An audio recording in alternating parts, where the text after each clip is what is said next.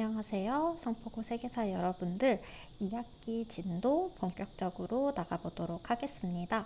우리가 지난주에 복습한 서양 고대 지중해 세계에 이어서 이제 중세 시대로 넘어가도록 하겠습니다.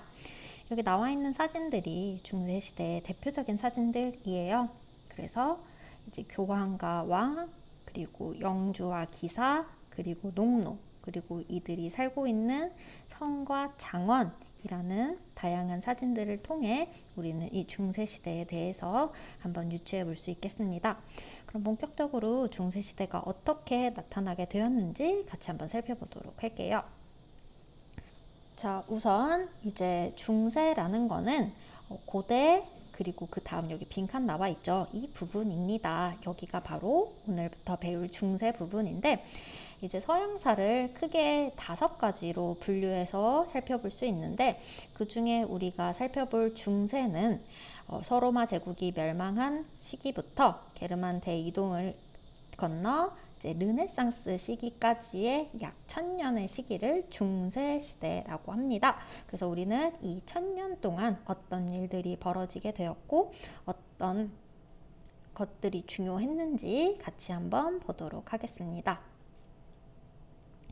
중세 유럽은 크게 이렇게 3가지로 나눠서 살펴보도록 할 겁니다. 서유럽의 봉건사회, 그리고 동로마의 비잔티움 제국, 그리고 십자군 전쟁과 흔들리는 중세 후반의 유럽, 그리고 이제 중세의 마지막 르네상스와 과학의 변화, 그리고 종교개혁 등을 살펴보도록 할 거고요.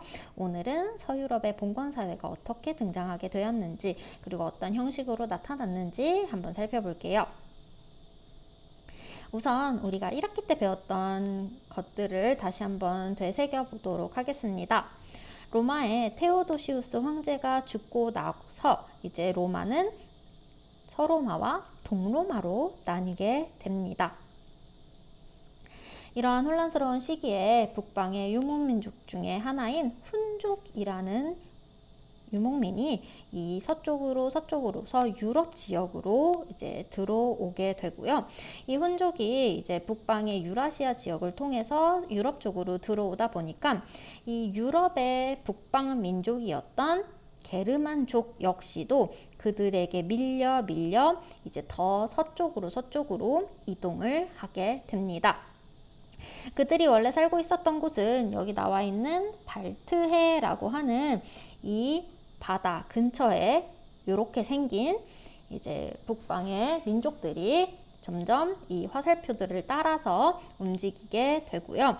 그들이 로마 역시도 이렇게 점령하게 됩니다. 물론 훈족에게 밀려 들어온 것도 있지만 그 전에 이미 로마에서는 이들을 용병으로 사용했어요. 여러분들 스포츠 같은 거 보면은 외국인 용병 선수 뭐 이런 얘기를 들어봤을 텐데, 로마가 힘이 점차 약해지니까 다른 지역에 있는 군인들을 사서 쓰는데 그것을 용병이라고 해요.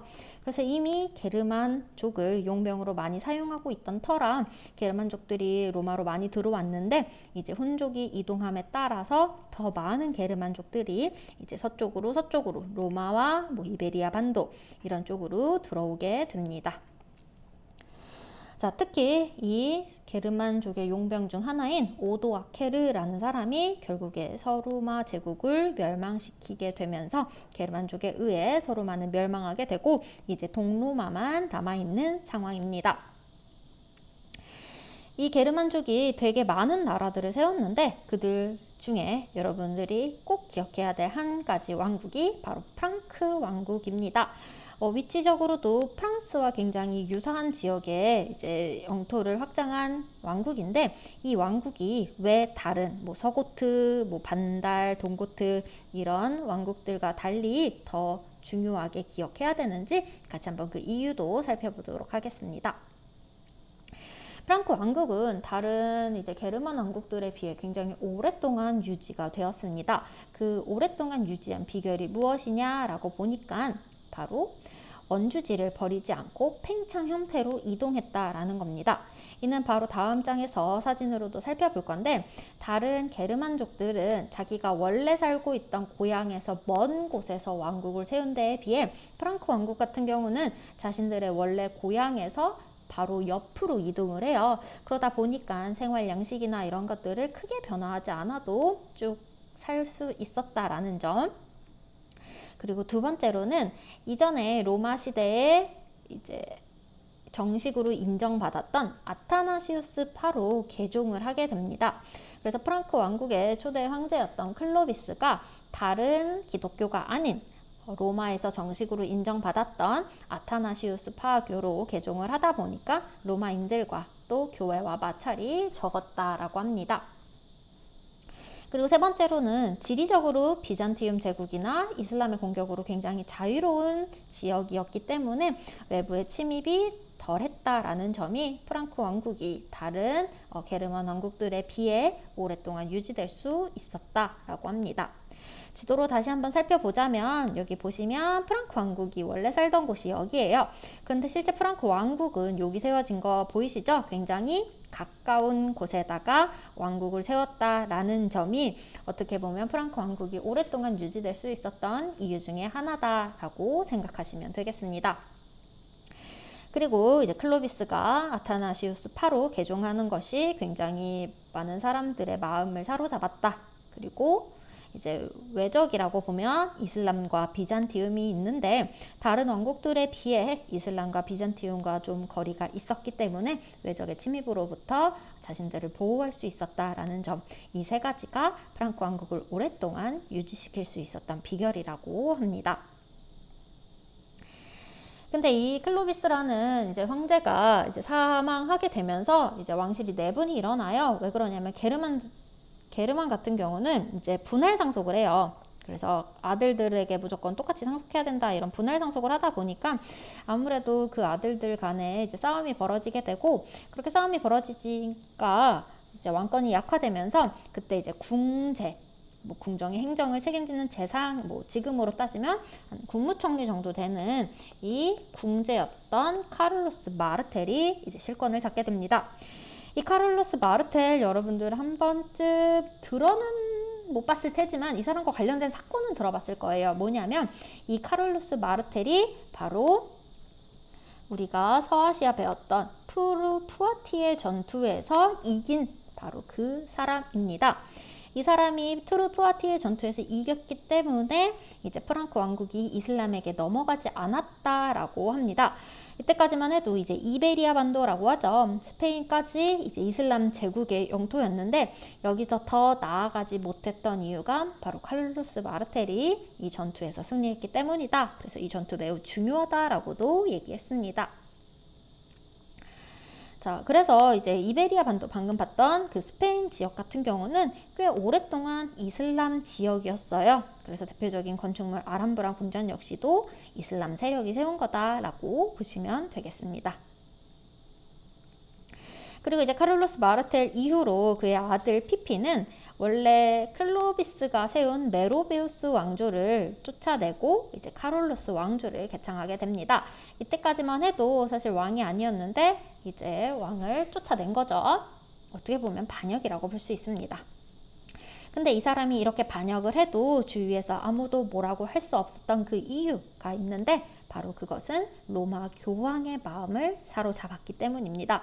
사실 피피는 여기 나와 있는 것처럼 원래 왕을 쫓아낸 거예요. 그렇기 때문에 우리는 이걸 소위 반역이라고 볼 수 있는데 이 반역을 이제 묵인해 줄 수 있었던 이유는 바로 피핀이 당시 유럽의 실권자였던 교황에게 인정을 받았습니다. 로마 교황은 피핀의 왕위를 인정해 줌으로써 피핀은 로마 교황에게 굉장히 위협적이었던 롬바르드 왕국을 공격해 주면서 그 지역을 교황의 영토로 기증을 하게 됩니다. 거기가 바로 여기 지도로 나와 있는 곳인데요. 여기 이제 롬바르디 왕국이라는 이 왕국이 바로 밑에 있는 교황의 세력에게 굉장히 위협이 되다 보니까 이 프랑크 왕국이 이 롬바르드 세력을 공격해주는 대신에 이제 피핀의 왕위를 인정해줬다. 그래서 피핀과 교황이 손을 잡았다라는 거 살펴볼 수 있겠습니다. 자, 그리고 피핀의 아들, 그 다음이 바로 전성기를 이끌게 되는데 그의 이름이 바로 샤를마뉴입니다. 여러 가지로 불리게 되고요. 유럽에는 이런 카롤루스 대제상, 샤를마뉴상이라는 상이 있어요. 여러분들 혹시 이 사람 누군지 알아요? 이 사람이 바로 독일의 메르켈 총리가 되겠고요. 이 사람이 바로 프랑스의 마크롱 대통령 되겠습니다. 지금 이제 마크롱 대통령이 이 샤를마뉴 상을 받았다라는 걸 보여주는 사진인데 이 상이 무엇이냐? 바로 유럽의 통합에 기여한 사람에게 주는 상이다. 그 말은 즉슨 샤를마뉴가 무슨 역할을 했다. 유럽의 통합에 기여한 사람이다 라는 것을 알 수 있겠습니다. 이 샤를마뉴가 어떤 업적을 일으켰기에 우리가 소위 전성기라고 부르냐? 첫 번째로 이제 여러 가지 정복 전쟁을 통해서 영토를 확장하고 그 확장한 영토에 크리스트교를 전파하게 됩니다. 사실 크리스트교가 유럽 문화의 상징이잖아요. 그 유럽 문화의 상징인 크리스트교를 널리 전파했다라는 점. 그리고 두 번째로 이러한 공을 인정받아서 당시 레오 3세 교황으로부터 서로마 제국 황제로 인정을 받게 되었다. 사실 서로마 제국은 이미 476년에 멸망했지만 그 이후에 서로마 제국의 명맥을 인정받은 사람이다 라고 샤를마뉴가 황제로 인정받게 되고요. 마지막으로는 여러 서유럽의 문화들을 이제 부흥시키는 여러 가지 업적을 벌이게 됩니다. 학교도 만들고 여러 가지 학문들도 이제 지원해주는 등 그러한 행보를 통해서 소위 카롤루스 르네상스라는 이런 문화 전성기 시대를 이끌었다라고 합니다. 그렇기 때문에 현재까지도 샤를마뉴 상이 유럽에서 의미 있는 상으로 기억된다. 그러니 여러분들도 샤를마뉴라는 사람 기억해 주세요. 여기 샤를마뉴가 이제 서로마 황제에게 대관식을 받음으로써 서로마 황제로 대관식을 받고 있는 사진의 모습이고요. 그리고 이 사람의 이런 여러 가지 노력을 바탕으로 우리가 흔히 말하는 서유럽의 문화, 크리스트교, 로마, 그리고 게르만 문화가 짬뽕된 서유럽 문화의 토대가 이 시기에 이제 마련되기 시작합니다. 하지만 그 이후에 역시 이제 또 프랑크 왕국은 분열이 됩니다. 아무래도 아들 셋이 땅을 나눠 갖다 보니까 이제 분열이 되게 되는데 이때 아들 셋에게 나누어준 땅, 서프랑크, 동프랑크, 중프랑크 이렇게 땅을 세 개로 나누겠다라고 맺은 조약이 베르댕이라는 조약이 되겠고요. 그 이후에는 이제 또 메르센이라는 조약을 맺어요. 이 메르센 조약에 의해서 우리가 흔히 알고 있는 프랑스, 독일, 이탈리아의 영토가 유사하게 나뉘게 된다라고 합니다. 자, 이렇게 프랑크 왕국이 분열하는 혼란한 시기를 틈타서 또 다른 북방 민족이었던 이제 노르만족이 남쪽으로 내려오게 됩니다.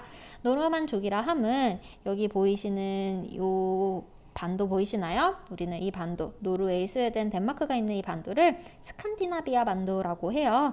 여기에 살고 있던 사람들이 또 남쪽으로 내려오게 되는데 우리 흔히 이들을 바이킹이라고 해요. 여러분들 혹시 어벤져스의 토르 아시나요? 이들이 바로 북유럽 신화에 나오는 신인데 이러한 이미지를 갖고 있는 바이킹족들이 남쪽으로 남하해서 또 여러 가지 나라들을 만들게 됩니다.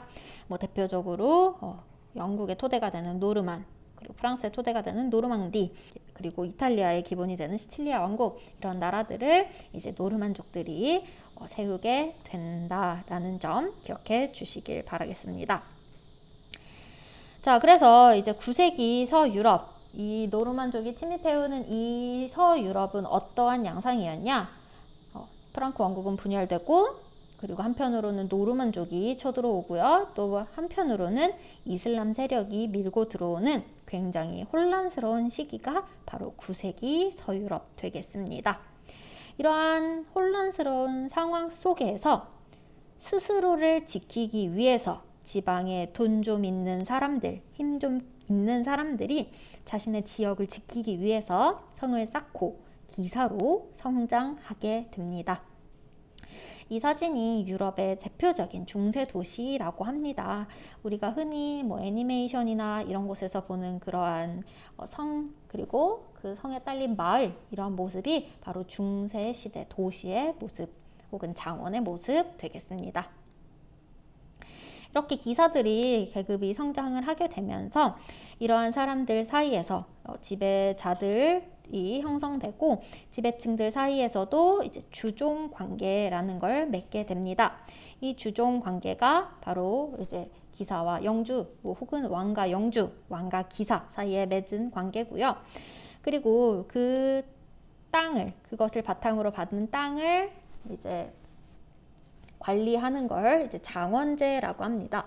그래서 주종제와 이 장원제를 합쳐서 우리는 봉건제라고 하고요. 그래서 중세는 이제 봉건사회가 됩니다.